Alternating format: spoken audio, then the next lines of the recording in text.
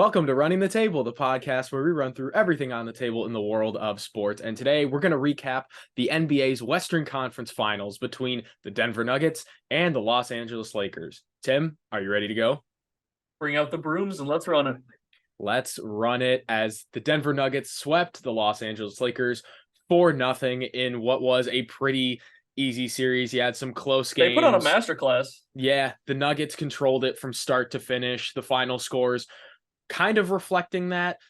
The Lakers gave them a few scares with some close games in games 2 and 4, but the final result was never really in doubt as the Nuggets advanced to the NBA Finals for their first time in franchise history. Nikola Jokic won the Magic Johnson Award for the Western Conference Finals MVP. He had a total of 8 triple-doubles throughout the postseason, breaking a single-season playoff record for the most triple-doubles. Jamal Murray was also a key contributor, actually outscoring Nikola Jokic in the series. Jamal Murray, when he is healthy, is unbelievable. He's unreal. 32.5 points per game, which is about 5 more than Jokic. And the role players on the Nuggets stepped up as well. The Nuggets showed that they were a complete team with guys such as Kentavious Caldwell-Pope, Bruce Brown, Aaron Gordon. Sudden, some of those guys just popped out of nowhere. I'm like, oh, these guys are like really solid role players now, especially, I mean, we had seen flashes from Bruce Brown on the Nets before he got traded. It was either traded or signed by the Nuggets. And then KCP turned himself into a sharpshooter. I mean, I always knew he was like a pretty decent shooter, but in this postseason, in this series in particular, I mean, dude was just firing on all cylinders. He shot 44.4% from three. That's 12 for 27. And had almost 15 points per game. Like KCP. Yeah. Sometimes all it takes is the right situation, the right coach to make everything also, click. He was just on. You could tell with the way he was playing and the way he was shooting the ball. He was just he was playing super confidently, and that's what, a team like this allowed for a lot of those guys to do. You have players all over the floor, so you had all guys playing at pretty much their highest level. Yeah, I think that's an awesome segue. When sometimes you're on, and sometimes when you're off. Seeing some of the members of the Lakers, such as D'Angelo Russell, who started the first 3 games of the series, came off the bench. He had a good start to his return to the Lakers, but he's kind of gotten right back to the consistency of like, you don't really know whether he's a star or role player material, because he has some games where he's going 20 plus points, shooting fantastically, and he's, got the ice in his veins, and then other games he just can't really hit the side of a barn. In this series, you got a lot more of the latter than the former. Yeah, we saw bad D'Angelo Russell in this series, scoring only 6.3 points per game on 32% shooting. That's not from 3, from the field. And it was ugly. And the rest of the Lakers outside of LeBron James didn't really have much of note. Anthony Davis had a few good games, but it was totally up and down. He was either getting 20 and 20. He was either getting 20 and 20, or like he would get the one thing that I have to give him credit for. He was pretty much getting good point totals for most of the series, but a large part of this because he was shooting really, really well from the free throw line. And getting to the free throw line a lot. I think he shot somewhere between like 85 and 90% on the series from the free throw line, and he was averaging somewhere like 6, 7, 8 free throws a game or something like that. So he was getting a good amount of points in a lot of these games, but he wasn't shooting the ball very well. He didn't look that confident, and I'm gonna be honest, he sure as hell didn't look like a second superstar on that team. Well, speaking of like the free throws, that was kind of the Lakers' MO all season, getting to the line, shooting free throws, as they shot and made more than any other team in the NBA by a considerable margin. So it makes sense that Anthony Davis is pretty good at getting to the line and knocking them down. But considering how the rest of the Lakers did, LeBron James, when they needed him, especially in that game 4 was a masterclass from LeBron James. It was vintage LeBron performance. He was on fire. I mean, dude, he hit a 3 pass. What more do you want from the guy? He tries to throw a lob and he drains a 3. Like, obviously, I know he struggled from 3 a lot for the rest of the series, but in the last 2 games, he shot the ball a lot better. He was shooting the 3 ball a lot, which I know some people had some knocks for him for doing that. but he got a lot better. But that game 4, I mean, he tried his damnedest, and you could tell. I mean, a lot of the stuff he was talking about after the game, you can really tell he left everything out there. Obviously getting the 40 points, 10 rebounds, 9 assists. I mean, 40-point triple double at his age. Oh, Yeah, a darn that's near triple double. And he incredible. played 48 minutes. He played Yeah, every single minute of that game at yeah, 38 years old. And he's I think, incredible. yeah, I think that performance at that age, with at this point in his career, the backlash that he was getting, especially on Twitter right after the game. Tim, I know you're not on It's Twitter as so much. undeserved. Oh my It's goodness. so Like, undeserved. LeBum was trending on Twitter directly after the game as if LeBron didn't do everything he could to keep the Lakers Yeah. in that series.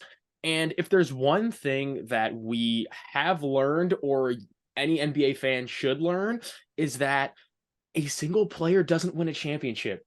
No. Never I mean, has, there never there have will. been teams, like you talk about some of LeBron's earlier teams, like some of his Cavs teams where he dragged him to the finals. First of all, But he entirely didn't different win. time in the NBA. Never He didn't won. win. And all the other times that he has won, boy, did he have help. All these guys, you talk about some of these best teams, the team that wins a championship every year, it is not a one-man show. And the problem with this Lakers team is they attempted to relieve some of that workload from LeBron.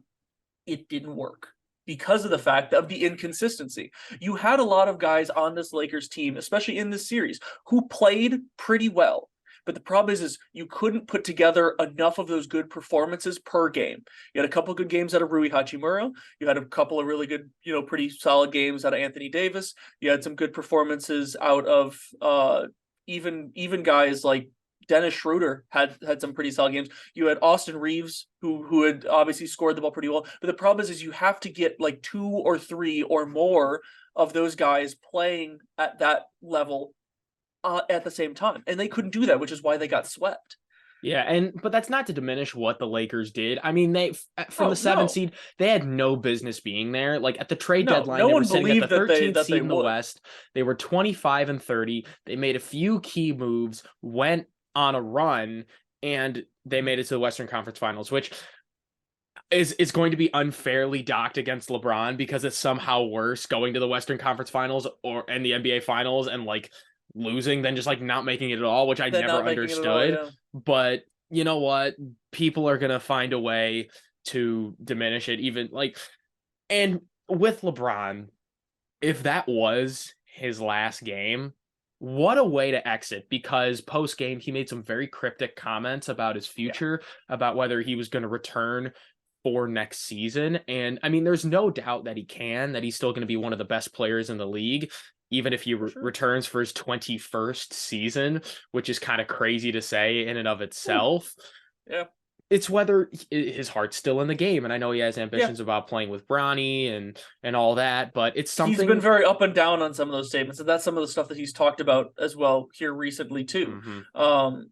After the game, whether or not it was last night or this morning, I saw something about a different analyst on ESPN saying that he interviewed LeBron individually or whatever, and he kind of backtracked a little bit on his cryptic messages post game, talking about the fact that he's still probably better than 90 to 95% of the league. So why leave now? And to be fair, I agree with that. Now, whether or not he said that, in that manner, I can't confirm that. But if he did, obviously, I'm sure with anyone making that kind of decision, you're going to be up and down on all different types of levels over the next couple of weeks, months, essentially trying to prepare to make that decision.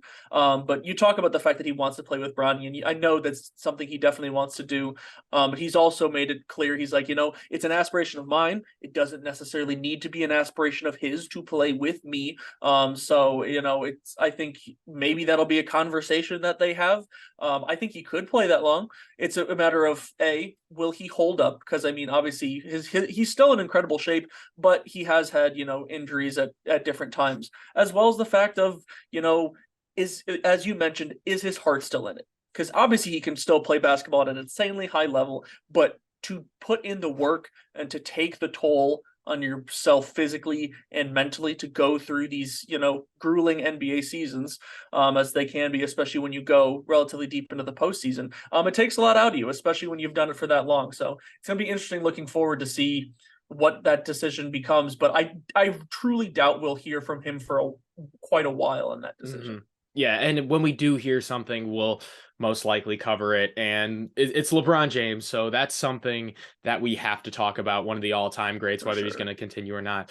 But enough about the Lakers. Congratulations to the Denver Nuggets to advancing to the NBA Finals. We will They're a fun await team. who they're going to match up with the East, as the Eastern Conference Finals between It's the Heat and sure the looking like Celtics the Heat, but are reaching ahead. anything But can happen. I mean, on any given day, any given team can make it happen. But when that series concludes, we're also going to recap that series and then bring you some coverage when the NBA Finals gets going. But that's all we got for our Western Conference Finals recap. If you want to see more of our stuff, we've been covering some MLB content. We've been doing a little bit of NBA content. So if you want to watch that, you can. NFL, maybe a little hockey, and anything else you want to see from us, let us know. But until next time, like and subscribe, and we out.